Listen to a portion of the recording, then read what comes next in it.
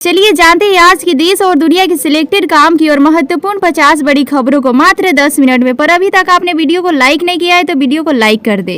लोकसभा चुनाव 2024 की उल्टी गिनती शुरू हो चुकी है। सभी पार्टियां कमर कस चुकी है और चुनावी मैदान में उतर चुकी है। भारतीय जनता पार्टी ने शनिवार को जहां लोकसभा और गुजरात विधानसभा चुनाव के लिए स्टार प्रचारकों की सूची जारी की है, वहीं आज यानी 14 अप्रैल को चुनाव के लिए अपना घोषणा पत्र जारी की है। बीजेपी ने अपने घोषणा पत्र को संकल्प पत्र का नाम दिया है। सूत्रों के मुताबिक बीजेपी का घोषणा पत्र सुबह 10 बजे बीजेपी मुख्यालय में जारी होगा। इस दौरान प्रधानमंत्री नरेंद्र मोदी, राष्ट्रीय अध्यक्ष जेपी नड्डा और गृह मंत्री अमित शाह और रक्षा मंत्री राजनाथ सिंह मौजूद थे। बीजेपी के घोषणा पत्र में प्रधानमंत्री नरेंद्र मोदी के विकसित भारत एजेंडे पर ध्यान केंद्रित किए जाने का उम्मीद है।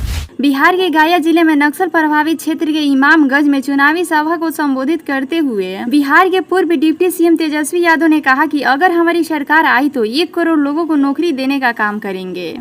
लोकसभा चुनाव से पहले बिहार के मुख्यमंत्री नीतीश कुमार लगातार एनडीए के समर्थन में जनसभा कर रहे हैं। इसी क्रम में वे 3 दिन पहले नवादा के वारसिलिंगगंज में जनसभा को संबोधित कर रहे थे। यहाँ उन्होंने कई मुद्दों पर बात करते हुए मुसलमानों से कई सवाल पूछ दिए। नीतीश कुमार ने मुसलमानों को संदेश देते हुए कहा कि मुसलमान पहले झगड़ा ही करते रहते थे, लेकिन जब से हम सत्ता में आए हैं तब से हिंदू मुसलमान झगड़ा नहीं करते हैं। प्रधानमंत्री नरेंद्र मोदी के लोकसभा चुनाव के लिए भारतीय जनता पार्टी के घोषणा पत्र और मोदी की गारंटी का संकल्प पत्र 2024 को जारी करते हुए रविवार को कहा कि अगले 5 वर्षों में सुधार, प्रदर्शन, परिवर्तन के मंत्र पर आगे बढ़ते हुए हम और तेजी से प्रगति करेंगे। भाजपा के चुनाव घोषणा पत्र में भविष्य के लिए पार्टी के वादों के अलावा पिछले 10 वर्षों में मोदी सरकार की उपलब्धियों को गिनाया गया है। विशेष रूप से कम उम्र की लड़कियों को बहला फुसला कर उनका सौदा करने वाले दरिंदे घूम रहे हैं। इनमें महिलाएं भी शामिल है ताकि किसी को शक न हो। इस तरह के कई मामले सामने आ चुके हैं जहां लड़कियों को खरीद बिक्री का खेल चलता है। सासाराम से ऐसे कई मामले सामने आए थे, पर यह नेटवर्क फैलता जा रहा है। भाजपा ने लोकसभा चुनाव 2024 को लेकर संकल्प पत्र जारी कर दिया। इसमें कहा गया है कि अगले 5 वर्षों तक मुफ्त राशन दिया जाएगा। आयुष्मान भारत योजना के तहत गरीब परिवारों को मुफ्त इलाज जारी रहेगा। संविधान निर्माता B.R. अम्बेडकर का जीवन काफी संघर्षपूर्ण रहा। उन्होंने समाज में परिवर्तन लाने और सभा में समान अधिकार दिलाने का बहुत अहम भूमिका निभाई है। उन्होंने समान अधिकार के लिए जो लड़ाई लड़ी, उनकी जितनी सराहना की जाए कम है। उन्होंने खुद जीवन भर समाज में असमानता का भावना का सामना किया, इसलिए उन्होंने ठाना कि समाज में समानता लाकर रहेंगे और दलितों को भी समाज में समान अधिकार दिलाएंगे। 14 अप्रैल 1891 में डॉक्टर भीमराव अम्बेडकर ने समानता की अधिकार की लड़ाई लड़ दुनिया भर में बहयात प्राप्त की। बाबा साहेब भीमराव अम्बेडकर की याद में देश भर में हर साल 14 अप्रैल को अम्बेडकर जयंती मनाई जाती है। प्रधानमंत्री नरेंद्र मोदी ने कहा कि मुद्रा योजना से लाखों युवाओं को रोजगार मिला है, वहीं देश भर में लाखों युवा जॉब क्रिएटर भी बने हैं। इस सफलता को देखते हुए अब भाजपा ने एक और संकल्प लिया है। अब तक इस लोन की सीमा 10 लाख रुपए ही थी, जिसे अब 20 लाख रुपए किया जा रहा है। प्रधानमंत्री नरेंद्र मोदी ने कहा कि आज के समय में जिस तरह के इकोसिस्टम की जरूरत है, छोटे छोटे उद्योग की जरूरत है, उन्हें बढ़ाने के लिए यह नई ताकत के तौर पर काम आएगा। लोकसभा चुनाव नजदीक आने के साथ ही एक और यूपी बिहार की पुलिस शराब की तस्करी रोकने के लिए सीमा पर चौकसी बढ़ा रही है, वहीं दूसरी ओर तस्करी भी नई तरीके खोज रहे हैं। लग्जरी वाहनों के साथ ही एम्बुलेंस को भी शराब तस्करी का जरिया बनाया जा रहा है। ऐसे ही एक मामला शुक्रवार की रात को बिहार की माझी पुलिस के सामने आई है। यूपी की ओर से आ रही एम्बुलेंस को छानबीन की गई तो अंदर तस्करों को रोगी बनाकर लिटाया गया था, जबकि तहखाने में शराब रखी गई थी।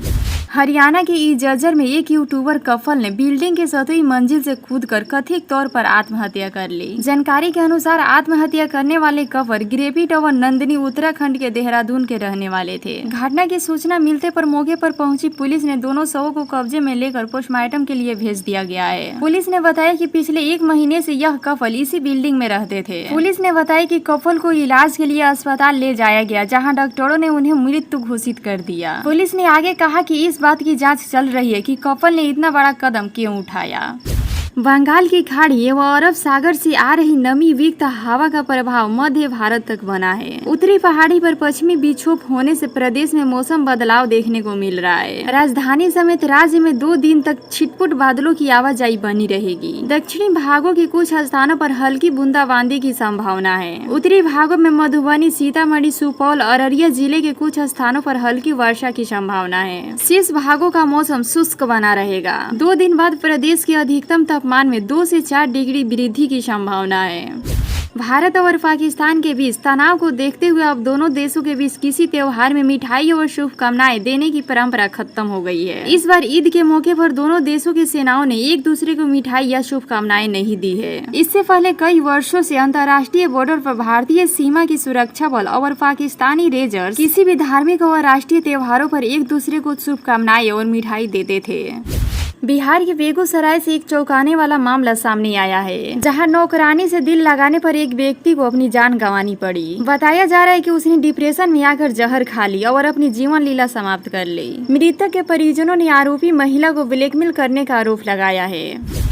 आज से ठीक 105 साल पहले 13 अप्रैल 1919 को जालियांवाला बाग में एक ऐसी भयानक घटना घटी जिसने पूरे भारत को झकझोर कर रख दिया। निहत्थे शांतिपूर्ण ढंग से इकट्ठे हुए लोगों पर जनरल डायल के नेतृत्व में गोलियां बरसाई गई, जिसमें सैकड़ों निर्दोष लोग मारे गए और हजारों लोग घायल हुए। आज 105 साल बाद भी जालियांवाला बाग हत्याकांड के जख्म हमारे दिल में ताजा है। यह घटना ब्रिटिश राज का करतूत और अत्याचार का प्रतीक बन गई और भारतीय स्वतंत्रता संग्राम में एक महत्वपूर्ण मोड़ साबित हुआ। प्रधानमंत्री नरेंद्र मोदी ने जालियांवाला बाग हत्याकांड के सभी शहीदों को श्रद्धांजलि अर्पित की है। उन्होंने एक वीडियो साझा करते हुए लिखा, देशवासियों की ओर से मैं जालियांवाला बाग हत्याकांड के सभी वीर शहीदों को नमन करता हूँ।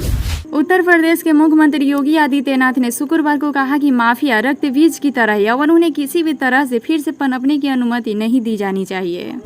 इमरान मकसूद नाम तो याद होगा ना आपको। जी हाँ, वही इमरान मकसूद जिन्होंने पीएम मोदी को बोटी बोटी काटने की धमकी दी थी। इमरान मकसूद एक बार फिर से अपने बयान को लेकर सुर्खियों में हैं। इस बार उन्होंने मुस्लिम समाज को चेतावनी देते हुए कहा कि अगर बीजेपी फिर से सत्ता में आई तो क्या होगा पता है। इमरान मकसूद ने एक सभा में कहा कि अगर भाजपा दोबारा आ गई तो सबसे पहले इलाज तुम्हारा और मेरा होना है, याद रखना। इमरान मकसूद की इस टिप्पणी का वीडियो जमकर वायरल हो रही है। राजद नेता एवं पूर्व उप मुख्यमंत्री तेजस्वी यादव ने शुक्रवार को जमुई, गाया एवं नवादा में सभा को संबोधित किया। इस दौरान उन्होंने भाजपा पर जमकर निशाना साधा, लेकिन तेजस्वी यादव इस सभा में कांग्रेस के रास्ते पर जाते दिखे। उन्होंने कांग्रेस के फॉर्मूले को बिहार में ऐलान कर लोगों से वोट देने की अपील की। देश में इन दिनों चुनावी सरगर्मियां तेज हो गई है। हर तरफ चुनाव प्रचार का शोर सुनाई दे रहा है। तीसरी बार केंद्र की सत्ता पर काबिज होने के लिए बीजेपी हर मुमकिन कोशिश कर रही है। बीजेपी किसी भी हाल में अपने 400 पार के लक्ष्य को पार करना चाहती है। यही वजह है कि पार्टी दक्षिण से लेकर उत्तर भारत तक हर वर्ग के लोगों को साधने में जुटी है। इसी बीच मध्य प्रदेश की राजधानी भोपाल में मुस्लिम समुदाय के लोगों का कुछ अलग ही अंदाज देखने को मिल रहा है। यही कि अलीगंज हैदरी मस्जिद हर हर मोदी घर घर मोदी के नारे से गूंज उठी है। उत्तर प्रदेश के मुख्यमंत्री योगी आदित्यनाथ ने शुक्रवार को वैसाखी के पवित्र त्योहार पर सिख धाम के लोगों को बधाई दी। मुख्यमंत्री ने लखनऊ के नाका हिडोला स्थित गुरुद्वारे में प्रार्थना की और जनता से गुरु गोविंद साहब और उनके पुत्र के बलिदान की कहानी सुनाई। उन्होंने कहा कि आज ही के दिन 1999 में गुरु गोविंद सिंह ने खालसा पंथ की स्थापना की, जो देश और धर्म की रक्षा के लिए बनाया गया था। गया के बाराचट्टी में सीएम नीतीश कुमार ने चुनावी सभा को संबोधित किया। गया लोकसभा सीट से एनडीए प्रत्याशी पूर्व सीएम जीतनराम मांझी के पक्ष में उन्होंने चुनावी सभा को संबोधित किया। चुनावी जनसभा को संबोधित करते हुए शनिवार को सीएम नीतीश कुमार ने कहा कि पिछली बार जिनको हमने कहा था उनको आप लोगों ने जीत दिलाई, इस बार फिर जीतनराम मांझी को जीत दिलाई। सीएम भी बनाए थे। 2005 से काम करने का मौका मिला। उसके पहले पति पत्नी ने क्या किया था? कोई काम किया था क्या? शाम में कोई घर से बाहर नहीं निकलता था। हिंदू मुसलमान में झगड़ा होता था। शिक्षा, सड़क, स्वास्थ्य की व्यवस्था नहीं थी। बहुत बुरा हाल था। चालू वित्तीय वर्ष यानी अप्रैल 2024 से मार्च 2025 तक करोड़ों लोगों को एलपीजी सिलेंडर पर सब्सिडी मिलेगी। यह सब्सिडी 300 रुपये की होगी और सिर्फ 12 सिलेंडर पर ही इसका लाभ मिलेगा। इसका लाभ लेने के लिए उज्ज्वला योजना से जुड़े रहना अनिवार्य है। पूर्णिया सीट से निर्दलीय चुनाव लड़ने वाले पप्पू यादव एक बार फिर से सुर्खियों में हैं। पप्पू यादव पर इस बार अधिकारियों को धमकाने का आरोप है, जिसको लेकर निर्दलीय प्रत्याशी पप्पू यादव के खिलाफ आदर्श आचार संहिता उल्लंघन का मामला दर्ज किया गया है। प्रधानमंत्री नरेंद्र मोदी ने देश के टॉप इंडियंस ई गेम के साथ बातचीत कर उनके विचार जाने और उन्हें कुछ जरूरी टिप्स भी दिए हैं। शनिवार को सुबह ई गेम के साथ उनकी बातचीत सोशल मीडिया पर स्ट्रीम हो रही है। दालों की कीमतों में कमी लाने के लिए सरकार ने व्यापारियों को चेतावनी दी है कि दालों के वायदा व्यापार में शामिल पाए जाने पर आवश्यक वस्तु अधिनियम के प्रावधानों के तहत सख्ती से निपटा जाएगा। हमास इजराइल जंग के बीच एक और युद्ध छिड़ता दिख रहा है। बताया जा रहा है कि ईरान इजराइल पर बड़े हमले की तैयारी कर रहा है। इसको देखते हुए अमेरिका के राष्ट्रपति जो बाइडेन ने शुक्रवार को चेतावनी दी है। गुजरात के साबरकांठ जिले में एक कारोबारी परिवार सुर्खियों में है। दरअसल हिम्मतनगर के रहने वाले बिजनेसमैन भावेश भाई भंडारी और उनकी पत्नी ने अपने 200 करोड़ की संपत्ति दान कर संन्यास लेने की फैसला की है। उनके इस फैसले की खूब चर्चा हो रही है। भावेश भाई को जानने वाला का मानना है कि भंडारी के परिवार का हमेशा से जैन समाज की ओर झुकाव रहा है। भारत में मार्च की महंगाई मुंह के बल गिरी है। इससे आम आदमी को बड़ी राहत मिल रही है। इस साल के तीसरे महीने में खुदरा महंगाई दर इतना कम हुआ कि 10 महीने में सबसे निचले स्तर पर आ गया है। खुदरा महंगाई दर में आई गिरावट से कई चीजें सस्ती हुई है।